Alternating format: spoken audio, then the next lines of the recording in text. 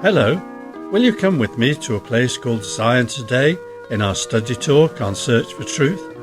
It's Zion as described in the Old Testament. Now it's great to welcome you and my pleasure to have you join us. And this is your Bible teacher Brian's third study program today on the subject of worship. This 10-week series is called the Songs of Zion, and this time we look at the Old Testament place of worship in our Bibles. We're going with Brian in a moment, and we're going to look particularly at Psalm 137 and 132, so you can turn those up if you've a Bible handy. So, we're going to Brian now to the Old Testament place of worship, and here he is. Thanks, John.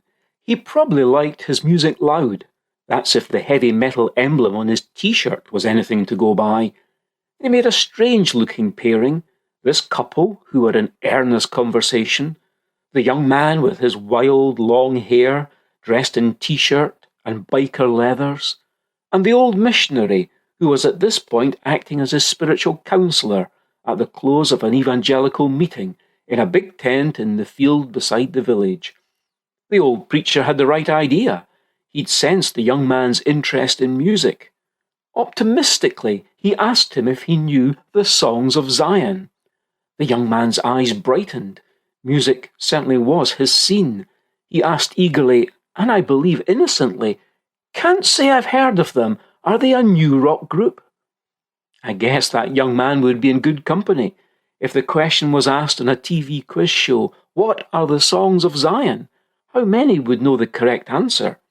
Unless they could remember a hit song that was popular in my youth. It went by the title of "By the Rivers of Babylon."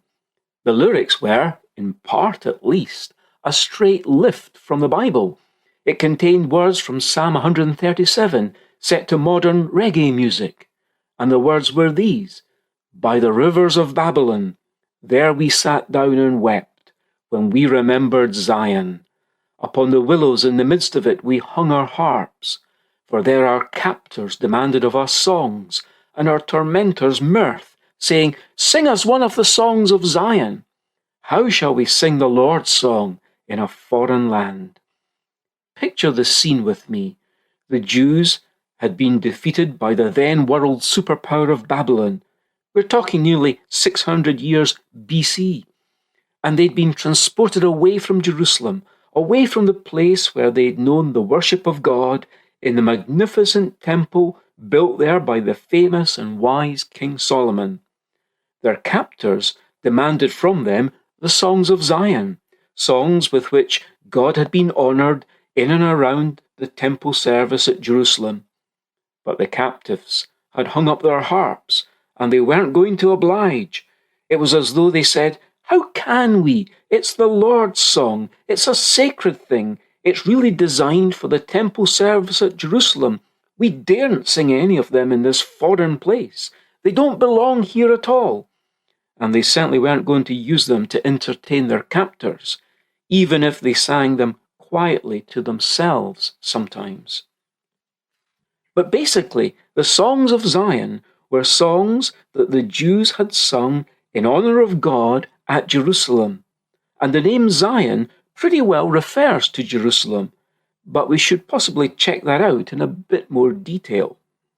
When Israel entered Canaan, they took Jerusalem, but not the well-defended fortress of Jebus that remained in the hands of the Jebusites, even though Benjamin occupied the surrounding area. This fortress is first called the Stronghold of Zion in the book of 2 Samuel, when we're told about its capture by King David. Zion occupied the southeastern hill of Jerusalem, and it became known as the City of David. The Bible seems to indicate that, to start with at least, Zion wasn't completely identified with Jerusalem. But after the building of the temple and the fetching of the Ark of the Covenant there, the name Zion came to refer to this place where God dwelt among his people. Often Zion and Jerusalem are simply used in place of each other, and one of the Psalms which mentions Zion tells us a bit more about the final stage of David bringing the Ark of the Covenant there.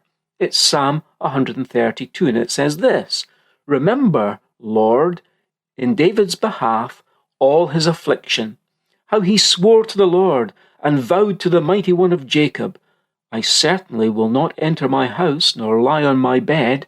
I will not give sleep to my eyes or slumber to my eyelids until I find a place for the Lord, a dwelling place for the Mighty One of Jacob. Behold, we heard about it in Ephrathah. We found it in the field of Jar. Let's go into his dwelling place. Let's worship at his footstool. Arise, Lord, to your resting place, you and the ark of your strength. For the Lord has chosen Zion. He has desired it as his dwelling place. This is my resting place forever. Here I will dwell, for I have desired it."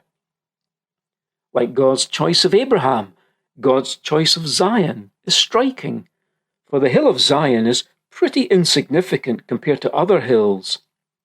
But whatever God selects becomes incomparably precious simply as a result of him having chosen it. That's something that we as Christians can enjoy. Having chosen Israel as his people, and then having chosen David as someone through whom his purpose would be fulfilled, God next chose Zion. And the psalm we've read is just full of the joy that filled the people when the ark of God was first taken there. This was the last stage of a journey which had begun at Sinai hundreds of years before, a journey which had seen the ark travel through the desert and on in turn to Bethel, Shiloh, and Kiriath Jearim. Psalm 132 describes the last lap in this long, interrupted journey as the ark is taken in procession now by David from Kiriath Jearim to the newly captured fortress. This was Mount Zion, chosen by God, and now the city of David. The sheer exhilaration felt by David and the people as the ark of God entered Zion breathes through this psalm. First, David's deep heart longing to secure a place for the Lord is described. Remember, O Lord, in David's behalf, all his affliction, how he swore to the Lord and vowed to the Mighty One of Jacob, I certainly will not enter my house, nor lie on my bed. I will not give sleep to my eyes or slumber to my eyelids until I find a place for the Lord, a dwelling place for the Mighty One of Jacob. David just couldn't sleep until he'd given God his rightful place. Then next comes an account of his search for the forgotten ark, the ark that had been ignored in King Saul's time. We learn of its discovery in the field of the wood, which from elsewhere in our Bibles we can identify as Kiriath Jearim, the city of woodlands. Behold, we heard about it in Ephrathah. We found it in the field of Jar. Let's go into his dwelling place. Let's worship at his footstool. Arise, Lord, to your resting place, you and the ark of your strength. That last verse picks up and echoes Moses' words when the people and the ark first set out from Sinai. Rise up, O Lord, and let your enemies be scattered, they said. I believe that repetition is meant to show us that this last 6-mile journey was just a continuation of what was begun so long before, and the last few miles were as important to God as the first, for they were to end in the place which he'd chosen, the place that would be central to his purposes for long into the future. David's love for God finds this response from God: "For the Lord has chosen Zion. He has desired it as his dwelling place. This is my resting place forever. Here I will dwell, for I have desired it." It's a response on God's part that reaches far beyond the immediate occupation of a hilltop in Judah. Here will I dwell, for I have desired it, stretches far beyond to include the glory of God's purposes involving the Messiah and his presence on earth during the millennium, when Zion will once again be central and far more glorious than ever before. But there's even more than that to this idea of Zion as God's dwelling place. There's so much more invested in this name of Zion, but we'll have to leave that discovery until a later study as we continue walking the highways to Zion, travelling along the pilgrim ways going there.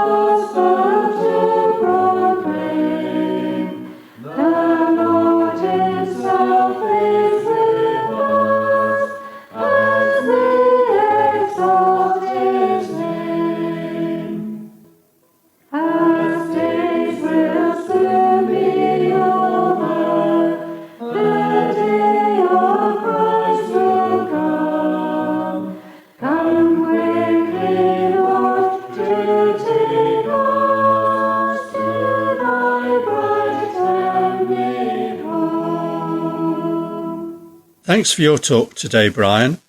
As usual, I remind all our listeners that there's a book available containing this complete series of talks on the subject of worship. Now, if you'd like one, you can download it free at churchesofgod.info/media. Alternatively, you could write to us and ask for a hard copy book to be posted to you.